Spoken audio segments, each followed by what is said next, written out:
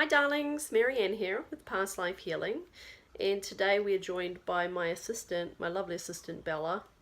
I'm coming to you from my healing room and got a great update today for you. I've been given a really neat little download, and I don't know if I'm the only one on the planet that's received this, but hey, I may not. You may have heard this before somewhere. I don't know if I got given it in a dream or picked it up subconsciously off the internet. I don't know, but I'm claiming it as mine.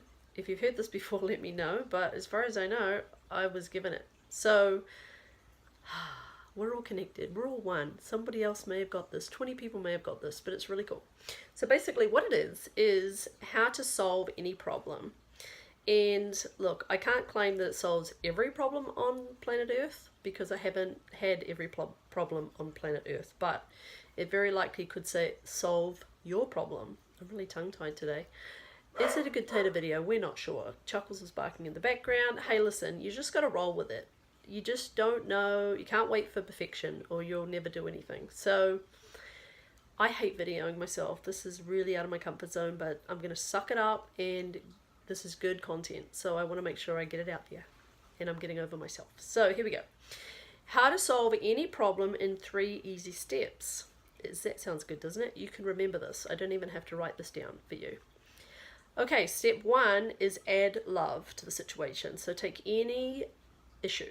Step 1, add love. I'm just going to run through the steps and then we'll do an example. Okay, so add love to the situation. Now, step 2 is accept reality. So step 1, add love. Step 2, accept reality. Step 3, is there an action? Is there something I need to do? So step 1, love. Step 2, accept reality. And step 3, action, question mark. So there might not always be an action step, but now this is to be always done meditatively. So this is not, I would do this with help. You have a guide, you have divine love with you at all times. You just may not be aware of that, but throughout your whole life, all your lifetimes, you've had love with you. You are connected to love, whether you like it or not, whether you know it or not, whether you're aware of it or not. You are connected to divine love, to God, to source energy. You cannot be separate from source energy. So this is loving spirit, basically. This is God. So whatever you call it, it's the same thing. So Holy Spirit, it's all the same.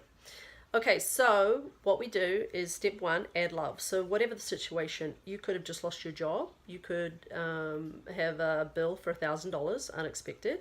You may have something go out on your car. I've had this. A few friends recently have had surprise payment, repair bills on their vehicles. So something like that comes up, and instantly we go into probably stress or shock or some sort of fear reaction.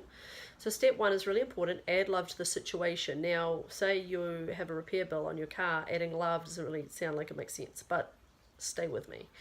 So you're first of all, before you do anything, add love to yourself. So you're meditatively going into the situation. You're just sitting with yourself. You're there for yourself. You're a support. You're a comfort for yourself. You're there to talk yourself down off the ledge. You might be in panic. Maybe you don't have anything in savings, anything put aside, and you've got a bill. So the money is a big stressor for a lot of people. So let's use this as an example. So, okay, so a surprise $500 repair bill on a car. You have no savings. First thing you need to do is just chill a minute. Love yourself. Relax. Breathe. Because you're not going to solve this in a moment. Probably. You may. But I want you to try this with whatever you're challenged with right now. And you can use this for anything. A relationship issue, perfect for that. Anything, even a loss, even a death, you could use that you could try this approach for that situation. Okay, so step 1, we're going to love ourselves, number 1. And if you're in any kind of conflict or any kind of drama with anybody else, you're going to love them. You're going to see it. You're going to just pour love into the situation, whatever it may be. So you're meditatively doing this. So I'm giving you a living example here. So you're pouring love in, you're breathing through it, you're relaxing your body. Now, if you can't get to love, which might not be that easy, if you're angry, this might not be the moment to do this. You may need to just get through the anger. Or if you're in a conflict with someone and you're really pissy and you cannot get to love, like you're like, love, I don't love them, you know, then go into that step and say, I want to get to the love, but I'm angry. And talk through the anger or talk through the sadness or whatever it is that's blocking you from getting to love. Use that as a step to get there. So process through the anger. What is it bringing up for you, whatever the situation is? Or the fear, what is the fear bringing up for you around maybe this bill or whatever it is, losing a job? Talk yourself through that. And then remember, always remember, you've made it through all these other challenges before. You've made it through similar situations maybe. You've found the money before, or you've worked out a payment plan.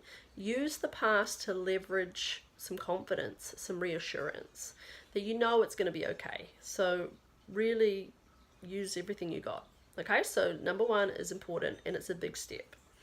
Love is going to neutralize the fear. If you replace fear with love, it's a beautiful, quick way to shift out of whatever that stress is. Okay, so add love.